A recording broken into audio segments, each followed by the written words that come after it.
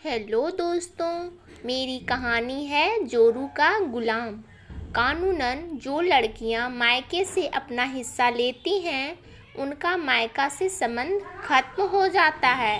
भैया के कहने पर हमने उन्हें जोरू का गुलाम कहा था, पर सच्चाई क्या है आप सब पढ़ें। भैया का फोन आया। दीपाली, पापा की तबीयत बहुत खराब है। डॉक्टर ने जवाब दे दिया है, तू जल्दी से आ जा। अनन फनन में तात्काल में रिजर्वेशन करवाकर मायके पहुंची। ऑटो से उतरकर जैसे ही घर में गई, भाभी ने कहा, दीदी आप पहले पापा जी को पानी पिलाओ। कल रात से उन्होंने एक घूंट पानी नहीं पिया है। एक ही बात संकेत में बोल रहे थे कि दीपाली आ रही है, उसी के हाथ से पानी पीऊँगा। भाभी ने गंगा जल मिलाकर कटोरी में थोड़ा सा पानी लाकर दिया। मैंने चम्मच से पापा को पानी पिलाया। पानी पीने के बाद पापा धीरे धीरे थोड़ा इशारों में बोले, बेटा अब तू आ गई है, मैं तेरी ही राह देख रहा था। अब मेरे प्राण निकल जाएंगे। मुझे अंदर ही अंदर रोना आ रहा था, लेकिन कैसे भी अपने आप पर काबू किया। दूसरे दिन सुबह ही पापा हम सबको छोड़कर चले गए। 12 दिन तो लगातार रिश्तेदारों का आना जाना शुरू था। इतने लोगों के बीच रहकर भी मुझे बार बार एक ही बात खाए जा रही थी कि अब मम्मी का क्या होगा। पापा के बिना मम्मी कैसे रहेगी, क्योंकि 24 घंटे दोनों साथ में ही रहते थे। क्या भाई भाभी मम्मी से अच्छे से बर्ताव करेंगे? सब ईश्वर भरोसे छोड़कर मन को तसल्ली दे देती थी कि सब अच्छा ही होगा। वैसे भी अपना समाज अभी उतना उदारवादी नहीं हुआ है कि एक माँ बेटी के यहाँ आकर रहे। मम्मी खुद भी इस बात के लिए राजी नहीं होती। बेटा बहू चाहे जैसे भी रखे, रहेगी तो अपने खुद के ही घर में। वापसी के पहले दिन मम्मी ने भैया से कहा, पापा की संपत्ति में से उनकी निशानी के तौर पर दीपाली को कुछ दे दे। वैसे भी आजकल दीपाली की स्थिति कुछ अच्छी नहीं चल रही है।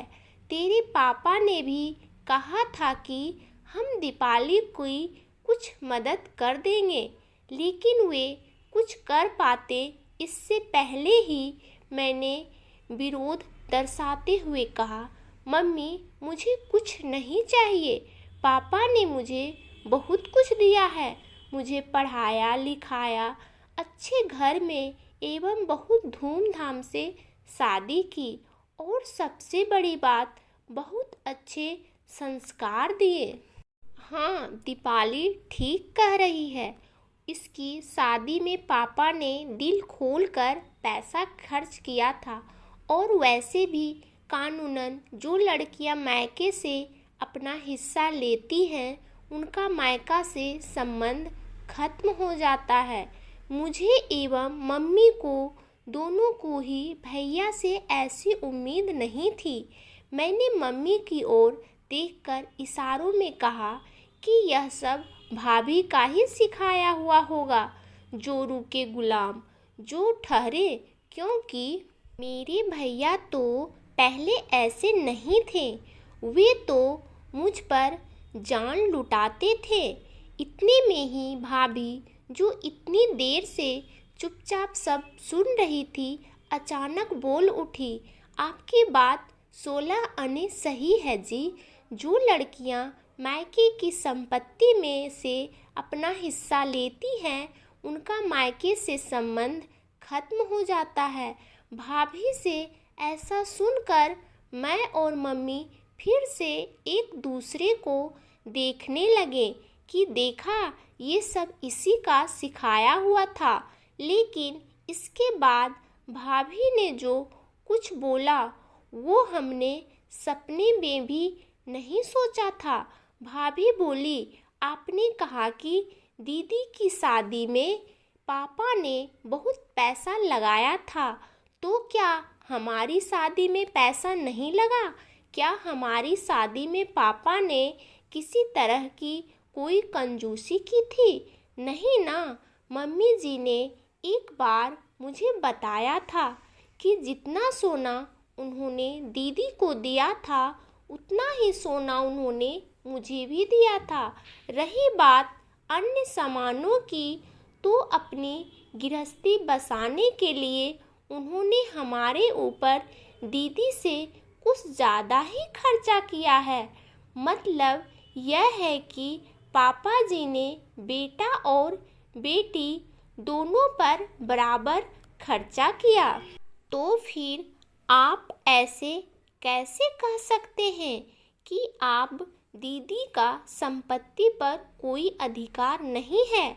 आज पापा जी इतनी जायदाद छोड़ कर गए हैं और दीदी की हालत फिलहाल कमज़ोर है, तो ऐसे में हमें उन्हें कुछ देना चाहिए। क्या आपको याद है कि आपने पापा जी की अंगूठियाँ और चेन आदि लॉकर में रखते वक्त क्या कहा था? यही कहा था ना कि ये मेरे पापा की निशानी है, इन्हें किसी भी स्थिति में मैं कभी भी नहीं बेचूंगा। हाँ, कहा था। तो फिर क्या आपने कभी सोचा कि आपके पास तो पापा जी की निशानी के रूप में उनके द्वारा बनाया हुआ इतना बड़ा मकान है, उन्हीं के मेहनत से आज अपनी कपड़े की दुकान और पूरे शहर में नंबर 1 पर है, बैंक में इतना बैलेंस है। दीदी भी पापा जी की बेटी हैं, लेकिन दीदी के पास पापा जी की निशानी के रूप में क्या है? क्या आपको नहीं लगता कि पापा जी के प्यार पर जितना आपका अधिकार है उतना ही अधिकार दीदी का भी है? मैं और मम्मी दोनों भाभी को देखते ही रह गए। भाभी कितना बड़ा कड़वा सच बोल गई। ये सब बातें जानता तो हर कोई है, लेकिन कोई भी भाई भाभी जानते समझते हुए भी इस बात की ओर से अपनी आंखें जानबूझकर बंद कर लेते हैं। हम ही क्यों, भैया को भी भाभी से ऐसी उम्मीद बिल्कुल नहीं थी। ये उनके चेहरे से साफ साफ दिखाई दे रहा था। भैया ने भाभी से कहा, शिल्पा, आज तुमने मेरी आंखें खोल दी। मैंने तो सामान्यतः समाज से जो कुछ भी सुनता आ रहा हूँ वो ही दोहरा दिया। मैंने इस बारे में इस दृष्टिकोण से कभी सोचा ही नहीं। सच में मेरे पास तो पापा की निशानी के रूप में मकान और दुकान सब कुछ है, लेकिन दीपाली के पास तो कुछ भी नहीं है। इसलिए मैं उसको पापा की अंगूठियाँ और चेन दे देता हूँ।